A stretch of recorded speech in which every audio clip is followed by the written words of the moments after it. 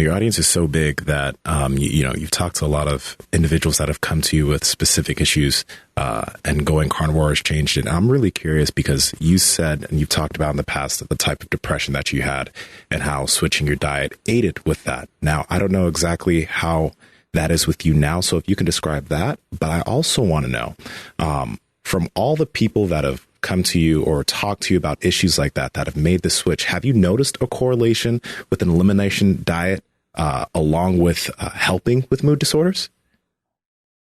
Yes, for sure. The only time, and I'm serious about this, the only time I haven't seen it work is if that person was taking benzodiazepines, which is unfortunately what my dad was taking. And then I've seen people go to strict beef and weight, and it hasn't really helped them. Other than that, I've seen OCD, schizophrenia, bipolar, anxiety, depression, all those things alleviate. And the time frame seems to be somewhere between, some people, it's fast. Some people with anxiety, especially the anxiety that's like in the morning, or it's not anxiety enough to be desperate, that can be like 3 days. I've seen that happen. So that's fast. And then sometimes, especially if it's severe depression where it feels like you're walking through mud and it's just debilitating, that's like 6 weeks to 5 months. So sometimes that can take a little bit longer. For people who have MS and a mood disorder, that seems to take longer. And I think that's because it's a nerve problem and nerves take longer to regenerate. It seems like joint pain is one of the things that's faster. It's relieved faster.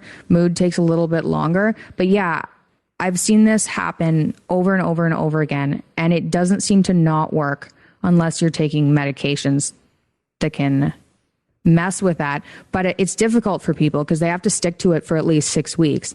And the 6 weeks aren't fun. You go through, if you are a coffee drinker, you go through caffeine withdrawal, you go through sugar withdrawal, which is brutal. Like, that was hard for me. And I got off of OxyContin. When I had my hip and ankle done, I was on high dose OxyContin for a year. And I got off of that, and getting off of sugar was more difficult, but less physically like nasty.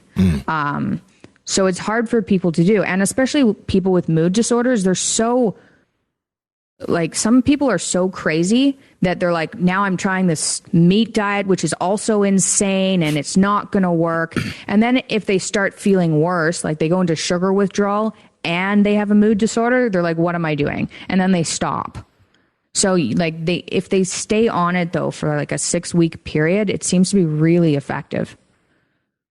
All of it is a better option than like ending up in a wheelchair or something like that, though. Like for yourself, I mean, that could have been the result. You could have had, I know you had a replacement and stuff like that, but if you would have continued down that path of eating unhealthy, then what would happen to your other hip? What would happen to your other ankle? What would happen to your knee? So I'm sure, yes, brain. It sounds like it would be really, really hard to get past those weeks. But I guess if you could keep the overall picture in mind and maybe understand that, hey, this is going to suck, but it's going to lead to a better version of me. I just need to figure out a way to, how did you personally hang in there? How were you able to kind of tough it out? I was pretty desperate. Seems like desperate. If you have the comparison of an autoimmune disorder, then those people seem to have an okay time sticking to it, because it's like they're already suffering so much that you add in a little bit more suffering and it sucks, but just being alive is so shitty that it's like, I'll just wait this out, because if it works, like, that would be a miracle. So how did I stick it out? I don't know. I was just giving it a shot in kind of a scientific way. Like when I cut out most things and went to a really, really low carb diet, I just did it as a science experiment. It was like, okay, realistically, like, these are the foods I can eat. I cannot cheat, or that'll mess up the science experiment. I have to do it for at least a month, because what difference is a week going to make? So I just treated it as an experiment. And when I went to all meat, I thought, I'll do this for 6 weeks. And I won't cheat once, or it'll mess up the experiment. And then I just did it.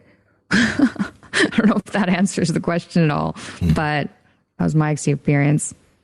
I know that, first off, giving medical advice is very sketch in general. Like, because I was curious, you mentioned that you got off of OxyContin and you also got off of other medications. And obviously people that hit you up probably have the question of, hey, Mikhaila, how do I do this? Because my doctor doesn't want me to get off these medications, and they probably think this diet's crazy.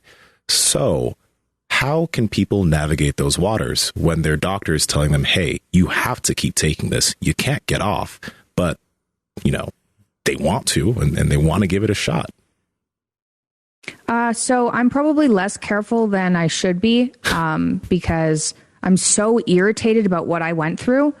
And I got so much, when I first went low carb and my symptoms started going away and I stopped taking my medication, I had to lie to my rheumatologist that I was still on my immune suppressants so that he would keep seeing me. Because you're allowed to fire the patient if they're not listening to you. But I was like, well, I still need someone to monitor my arthritis. So I've had such terrible experiences with the medical system, not paying attention to the fact that I did a 180 with health. Like, I couldn't even remember questions people asked me or repeat phone numbers back to them. I was so screwed up. So I'm probably less careful than I should be. But if people ask me, like, should I stop taking this medication? I don't answer those questions. Like, what I did was I did stop some of the medications before my symptoms went away. I stopped my immune suppressants so that I could monitor the arthritis properly, to see if I was having flare-ups. But something like the antidepressant that I was on, I didn't think the depression was ever going to leave. I thought it was a genetic problem because there's some sort of genetic problem, and that I was stuck with it forever. So I didn't actually stop taking that until the depression left. So a lot of the time I say, you know what, try not to be that concerned about it. Get your symptoms under control, and then you can talk to your doctor about getting off your medication. If you don't have symptoms, then there's no reason to be on them. So yeah, I should probably be a bit more careful, but also, if you don't talk about it, nobody knows about it. And then everyone just goes on thinking they're doomed with whatever horrible health problem they have forever. That's worse, I would say, than risking telling people what I did. How long have you suffered from depression? Like, when did that manifest into a problem that ended up being crippling, or ended up leading you to even go to a doctor?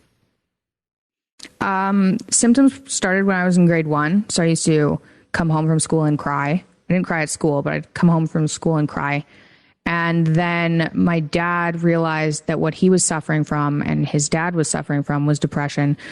When I was in about grade 4 and when I was in grade 5, it started being uncontrollable. I couldn't sleep very well. I was having nightmares, like terrible nightmares. I was starting to get panic attacks. It was nasty. I had these OCD tendencies of reorganizing things in my room until like 4 or 5 a.m. So I wasn't sleeping. And then I started getting into fights with my friends. And I remember getting into this one fight, and I was so angry, and I can remember slamming my door and being like insanely angry and thinking this kind of response doesn't make any sense to the situation that just occurred. And a few years before that, my dad had started taking an SSRI for his depression, and he brought me to a doctor so that's what happened. And then I started taking an SSRI, and the SSRI actually helped a lot.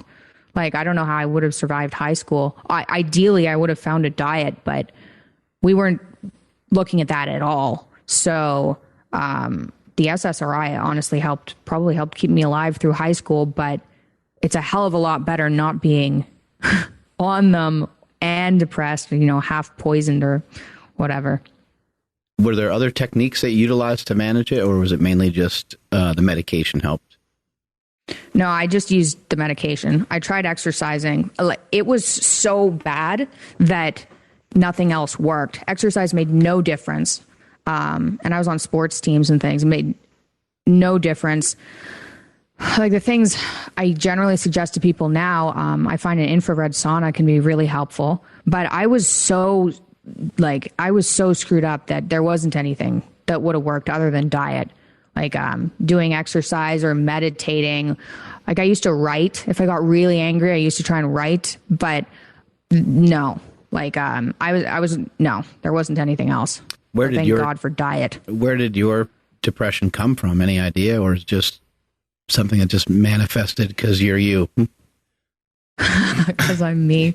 Well, like I said, my grandpa and my dad have the same depression. It's a very severe depression, like brain foggy, horrible, tar-like depression. And I assume, I don't know, a lot of people with autoimmune disorders also have mood disorders, and it's probably just general level of inflammation, and some people are more prone to it. But I think it has to do with brain inflammation. And when I got my diet under control and my level of inflammation went down, then that went away.